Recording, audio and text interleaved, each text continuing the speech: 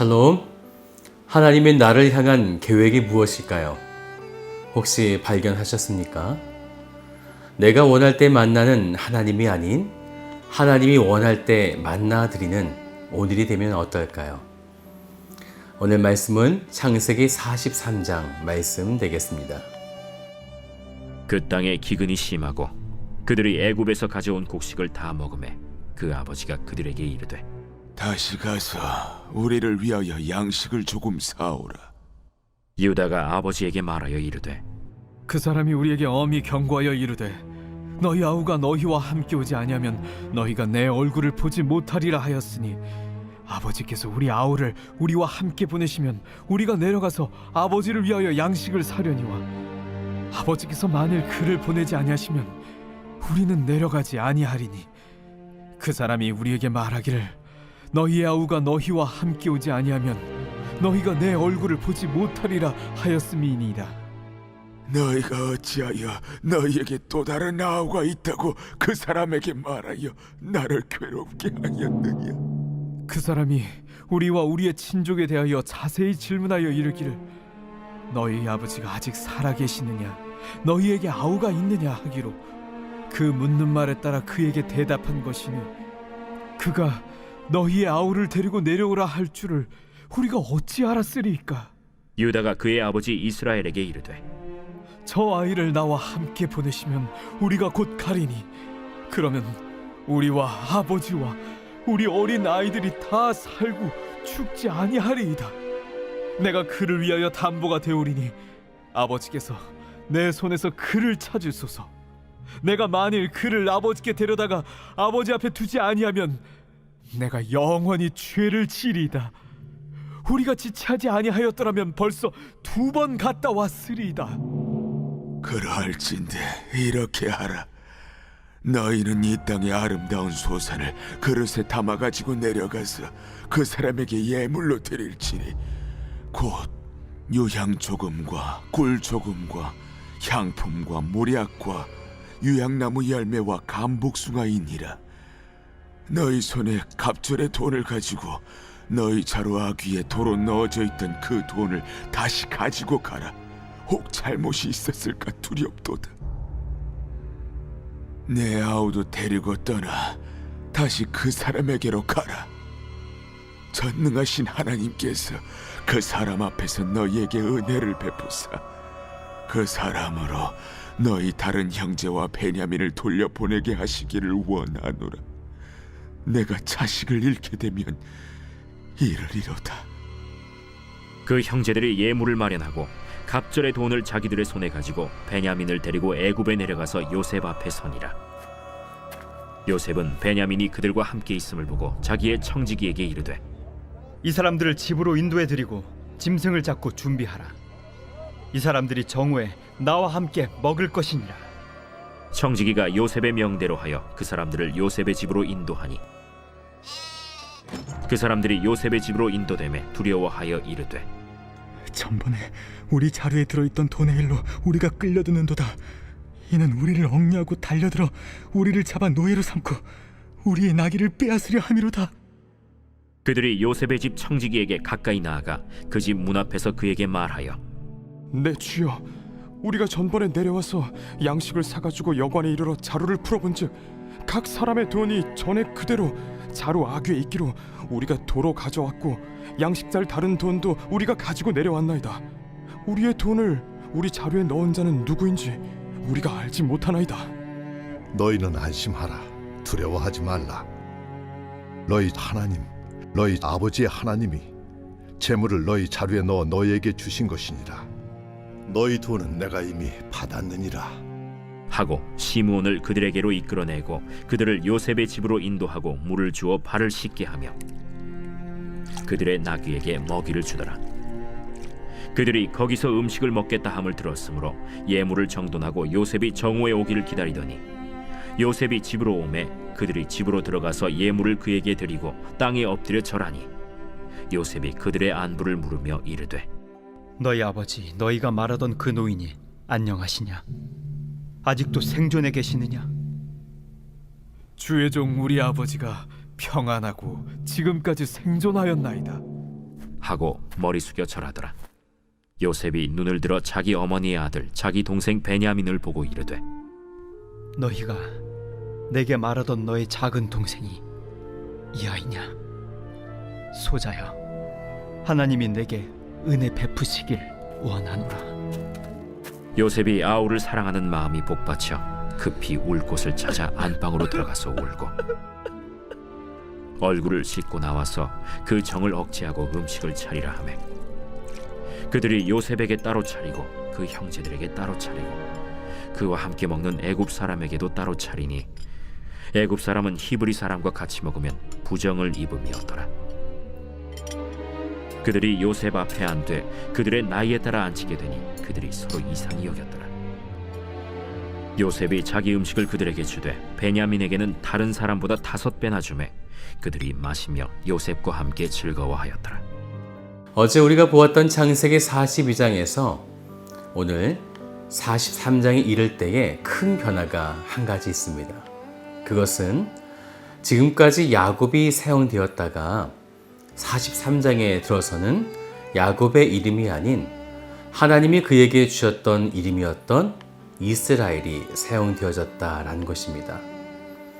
야곱은 사기꾼, 속임수라는 이런 이름을 가지고 있었는데 그는 자식들을 속이고 여전히 옛 본성을 가지고 베냐민을 위해서 나머지 형제들은 죽어도 상관없다는 이런 강팍한 마음이 그에게 있었습니다.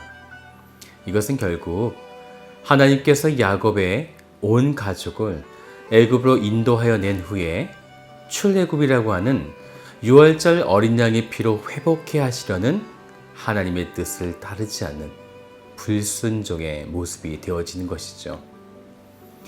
그런데 43장에서 그의 이름이 하나님이 지어주신 이스라엘이 사용되어졌다는 것은 뭔가 지금 큰 변화가 일어나고 있다는 것입니다.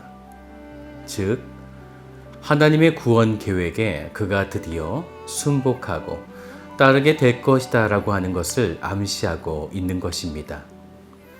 시므온을 인질로 놔두고 베냐민을 요셉이 있는 애굽으로 데려가기 위해 고향 땅으로 그들 형제가 돌아오게 됐죠. 그런데 참 이상한 점은요, 1절의 말씀, 2절의 말씀을 보면 그 땅에 기근이 심하고 그들이 애굽에서 가져온 곡식을 다 먹게 되었다고 말씀하고 있습니다. 무엇을 말씀하고 있는 걸까요? 시므온이 지금 어떤 상황에 놓여져도 상관이 없다는 거죠. 그러면 다시 그 형제들에게 애굽에 가서 먹을 것을 더 사오라고 요구하게 됩니다. 지금 양식이 중요한 것이 아니라 누가 중요합니까? 사로잡혀 있는 시므온이 중요하죠. 그를 먼저 데려와라 라가 먼저가 되어져야 합니다. 그런데 야곱은 그렇게 하고 있지 않다는 것이죠. 그때 유다가 나서게 되어집니다. 이번에 가게 되면 반드시 베냐민을 데려가야 한다는 것이었어요. 그런데도 야곱은 베냐민을 내어 주기가 싫었습니다. 그래서 유다에게 이렇게 말하게 되죠. 6절에요. 이스라엘이 이르되 너희가 어찌하여 너희에게 또 다른 아우가 있다고 그 사람에게 말하여 나를 괴롭게 하였느냐 라고요. 그런데 그때 유다가 왜 그리스도의 계보가 되었는지 그 이유가 지금 증명되는 장면이 나옵니다. 8절의 말씀을 보세요. 유다가 그의 아버지 이스라엘에게 이르되 저 아이를 나와 함께 보내시면 우리가 곧 가리니 그러면 우리의 아버지와 우리 어린아이들이 다 살고 죽지 아니하리이다. 그리고 9절에도요. 내가 그를 위하여 담보가 되어오리니. 유다는 자기와 함께 베냐민을 보내면 자기가 담보물이 되어서 베냐민을 살릴 뿐만 아니라 그의 아버지와 온 가족이 살게 한다. 바로 예수 그리스도가 우리의 죄를 대신해서 담보물이 되셔서 나와 그를 믿는 온 가족을 살게 하신다고 하는 그리스도의 사역이 지금 예표되어지고 있는 것입니다. 유다의 이 선포적인 고백이 있을 때 그동안 야곱으로서 다른 자식들은 죽어도 되고 베냐민만 살면 된다고 했던 옛 본성의 마음이 갑자기 바뀌게 됩니다. 14절을 보세요. 전능하신 하나님께서 그 사람 앞에서 너희에게 은혜를 베푸사 그 사람으로 너희 다른 형제와 베냐민을 돌려보내게 하시기를 원하노라. 그리고 놀라운 고백을 하게 됩니다. 내가 자식을 잃게 되면 이르리 로다라고요. 야곱이 그동안 자신을 억누르고 있었던 두려움에서 벗어나고 있는 것이죠. 죽음의 공포를 느끼는 그 깊은 수렁텅이와 같았던 그의 마음이 유다의 이 선포적인 고백을 통해서 예수 그리스도의 복음의 능력이 그에게 임하게 된 것입니다. 사망과 죽음을 이기시어 영원한 생명을 허락하신 예수 그리스도의 복음의 선포가 야곱의 마음을 완전히 바꿔 놓은 것입니다. 이것이 바로 복음의 능력이 되어지는 것이죠. 사람의 힘으로는 안 됩니다. 절대로 보낼 수 없고 하나님의 계획을 바라보지도 못하고 인간의 옹졸한 생각에 사로잡혔지만 복음의 능력이 그에게 선포될 때 그가 이런 놀라운 고백을 하게 되어진 것입니다. 사랑하는 여러분, 만약 야곱이 끝끝내 베냐민을 애굽으로 보내지 않았다면 어떻게 되었을까요? 야곱은 결국 시므온을 죽음으로 내몰 수도 있었을 것이고 형제들의 화해도 일어나지 않았을 것이며 하나님의 출애굽을 통한 6월절 어린 양의 그 피해, 그 죄사함의 역사도 맛볼 수 없었을 것입니다. 그래서 무엇이 필요한 건가요? 바로 자신이 가장 소중하게 생각했던, 어쩌면 하나님보다 더 소중하게 여겼던 인간적인 욕구, 인간적인 사랑, 바로 베냐민을 내어놓아야만 했던 것이었죠. 결국 야곱이 베냐민을 내어놓을 때에 어떤 일들이 일어나게 될까요? 우리 마지막 절 34절을 함께 보시겠어요? 요셉이 자기 음식을 그들에게 주되 베냐민에게는 다른 사람보다 5배나 주매 그들이 마시며 요셉과 함께 즐거워하였더라 라고 하는 놀라운 역사가 일어나게 됩니다. 형제의 화해가 지금 일어나고 있는 것이죠. 물론 아직 요셉의 정체를 그들이 알지는 못하지만 그들이 함께 먹고 마시며 잔치를 열고 있는 것입니다. 분명 애굽의 총리 앞에서 그들은 얼마까지만 해도요 벌벌 떨며 죽음의 공포를 느꼈었지만 지금은 야곱이 베냐민을 내어줌에 따라서 오히려 죽음의 공포가 해방되고 그곳에서 화해의 잔치가 일어나고 있다는 것입니다. 그런데요, 참 신기한 것은 이 모든 상황들이 일어나고 있음에도 요셉은요 분노의 감정을 가지고 있지 않다는 것입니다. 오히려 연민의 마음과 복받쳐 오르는 눈물의 감정을 가지고 있더라는 것이죠. 왜 그럴까요? 요셉에게 어떻게 이런 마음이 있었을까요? 창세기 45장 8절의 말씀을 보면요, 그가 가족들에게 이런 고백을 합니다. 나를 이리로 보낸 이는 당신들이 아니요 하나님이시라. 아멘. 참 놀랍지 않습니까? 요셉은 이 모든 고통, 이 모든 슬픔이 일어난 이유가 형제들, 그들이 한 것이 아니라 하나님께서 하셨다는 것을 지금 분명히 알고 있었다는 것입니다. 사랑하는 여러분, 오늘 여러분이 하나님을 온전히 바라보시기를 원합니다. 나의 눈앞에 놓여진 상황들로 현실을 직시하지 않고 하나님의 이끄심이 있음을 바라보시는 이런 영적인 눈을 가지고 오늘 하루에 복된 삶을 사시기를 주님의 이름으로 축복드립니다. 다 같이 기도하겠습니다. 하나님의 계획은 참으로 놀랍습니다.